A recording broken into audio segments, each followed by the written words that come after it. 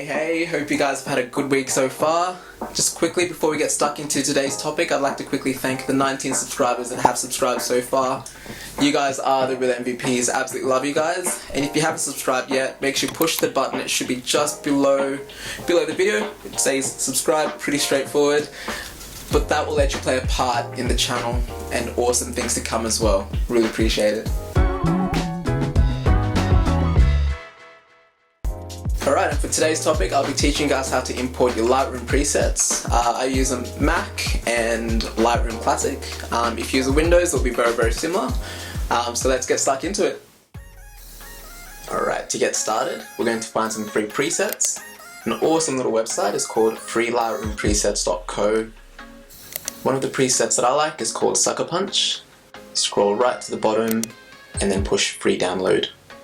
Once that downloads, if you're in Firefox, you'll get a little arrow, open it, click on the little magnifying glass and it'll open your downloads. So we've got a photo here ready to go, so we're going to drop that into Lightroom Classic and that should open it up.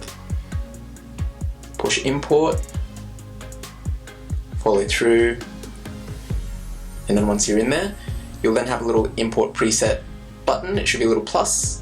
Click on the zip file that you downloaded and then you got it installed. Once you download a preset and install it, it doesn't always mean that your photo will look awesome, so what you have to do is just play around with the settings a little bit. And so what I like doing is just increasing the sharpness just a bit, reducing the noise a little bit, depending on the photo obviously.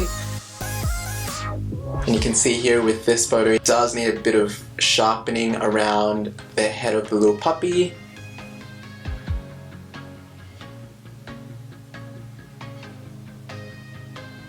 There we go.